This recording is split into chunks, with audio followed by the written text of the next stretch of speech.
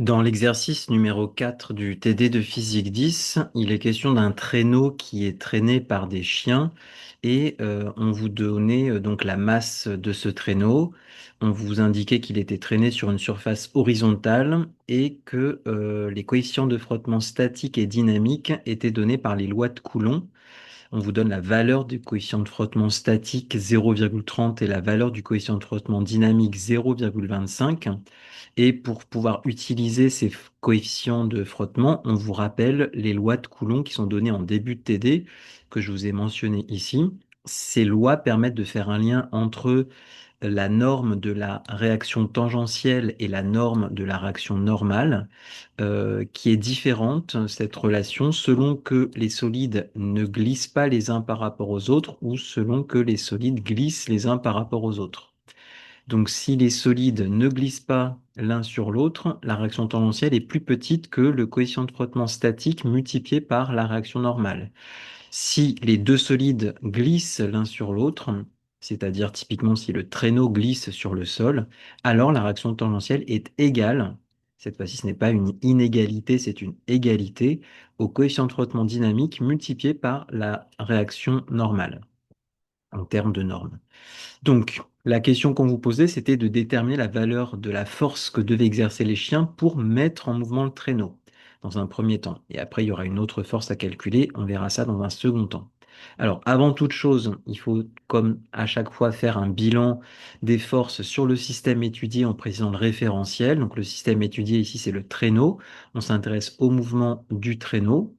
Le référentiel dans lequel on se place est le référentiel terrestre supposé galiléen pour pouvoir appliquer les lois de Newton.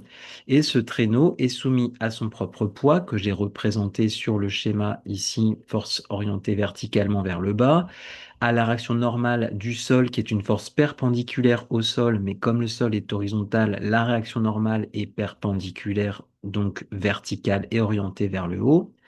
La réaction tangentielle du sol qui va être opposée au mouvement souhaité pour ce traîneau qui va se déplacer.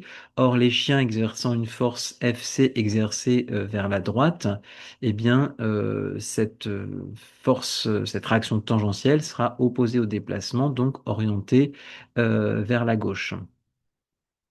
Euh, une chose qui peut être intéressante à faire de manière générale, c'est de représenter toutes ces forces.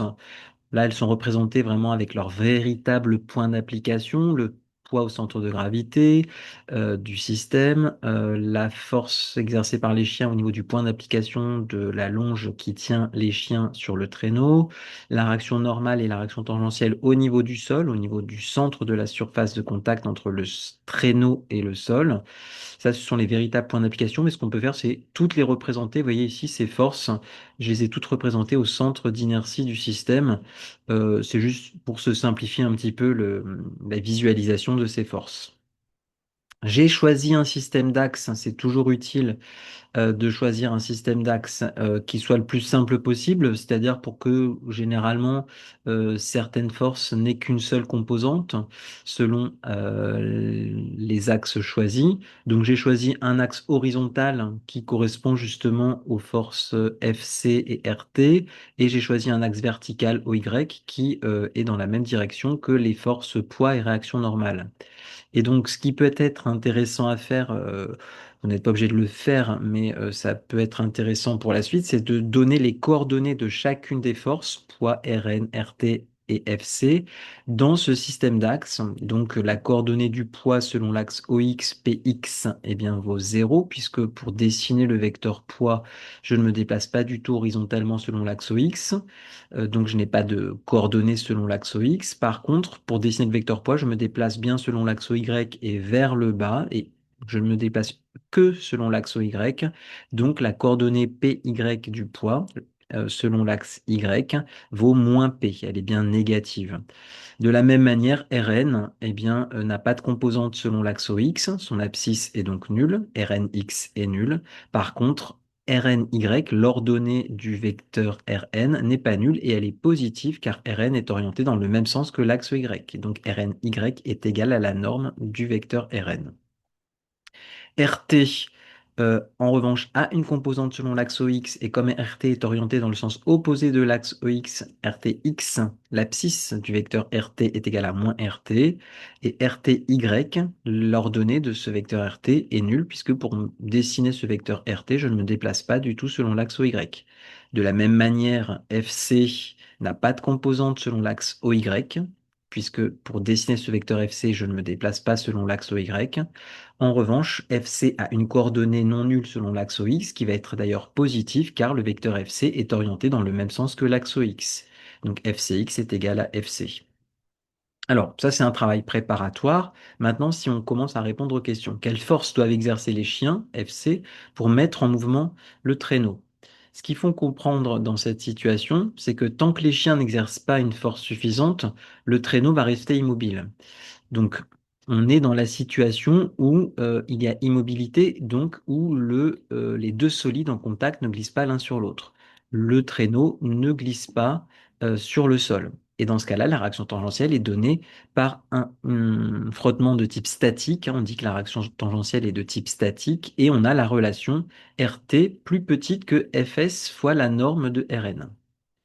Alors, l'inégalité n'est pas très pratique à utiliser, mais comme la question demande quelle force doivent exercer les chiens pour mettre en mouvement le traîneau, eh bien, ce qu'il faut comprendre, c'est que la plus grande valeur que va pouvoir prendre RT, eh bien, c'est cette valeur Fs fois Rn.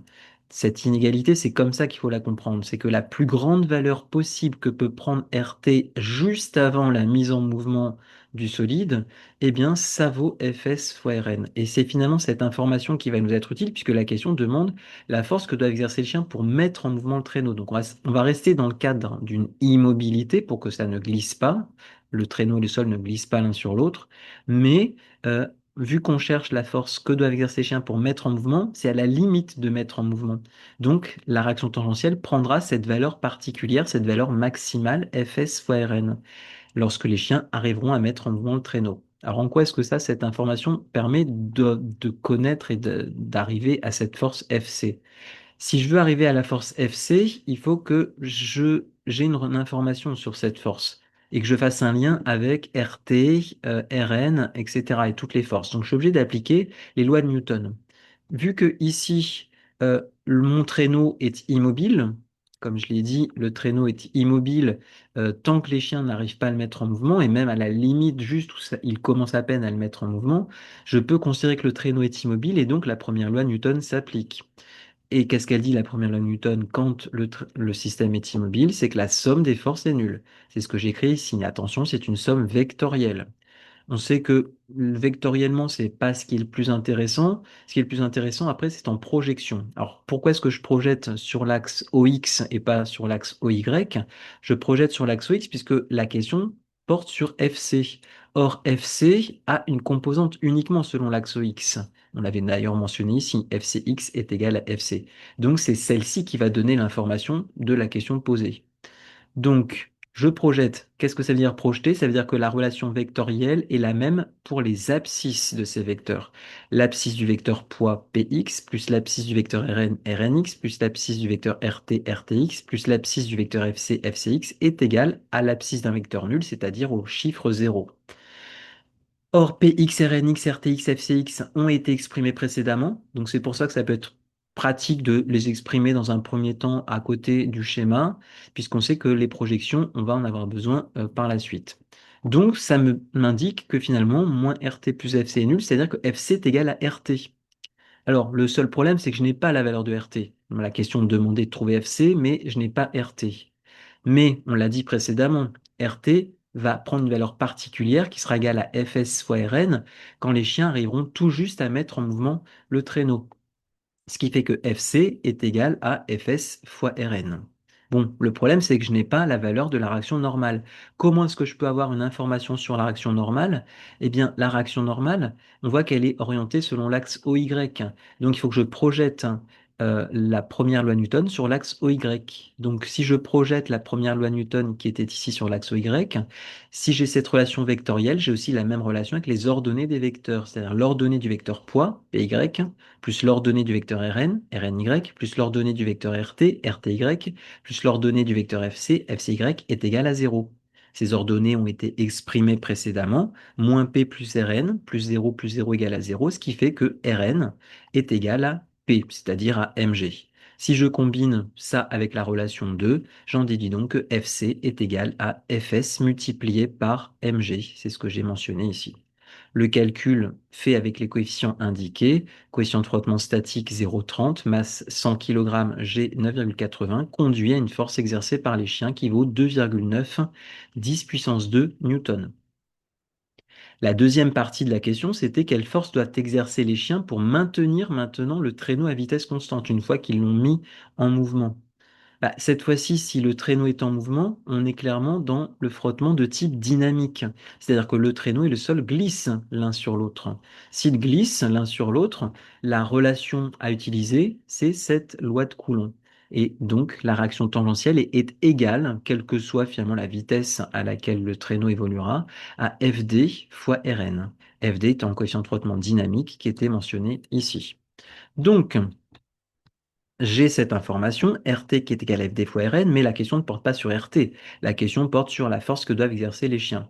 Mais il ne vous aura pas échappé que l'énoncé parle de vitesse constante. Et il parle également, si on regarde le tout début de l'énoncé, que le système évolue sur une surface horizontale. C'est-à-dire qu'on peut considérer que le système est animé d'un mouvement rectiligne et uniforme. Rectiligne pour l'horizontalité, uniforme pour la vitesse qui est qualifiée comme étant constante. Dans ce cas-là, la première loi Newton s'applique toujours, donc j'ai toujours cette expression avec donc les vecteurs, vecteur poids plus Rn plus Rt plus Fc' est égal au vecteur nul. Et les projections vont conduire évidemment exactement aux mêmes relations qu'on avait obtenues aux expressions 1 et aux expressions 3 précédemment. Expression 1 et 3 qui étaient donc celle-ci, hein, la projection, il n'y a aucun changement, si ce n'est que FC s'appelle maintenant FC', et donc j'aurai un FC' qui sera égal à la réaction tangentielle, et la projection sur l'axe Y va, quoi qu'il arrive, conduire à moins P plus Rn égale à 0, donc Rn égale P égale mg. Donc, si je combine la relation 1, la relation 3 et finalement la relation du coefficient de frottement dynamique. Je vais en déduire que FC', qui était égal à RT ici, eh bien, est égal à FD fois Rn, ce que j'ai mentionné là. Et ensuite, en remplaçant Rn par mg, j'en déduis que FC' est égal à FD fois m fois g. Donc, on conclut par l'application numérique qui conduit à une force une force exercée par les chiens qui vaut 2,5 10 puissance 2 newtons.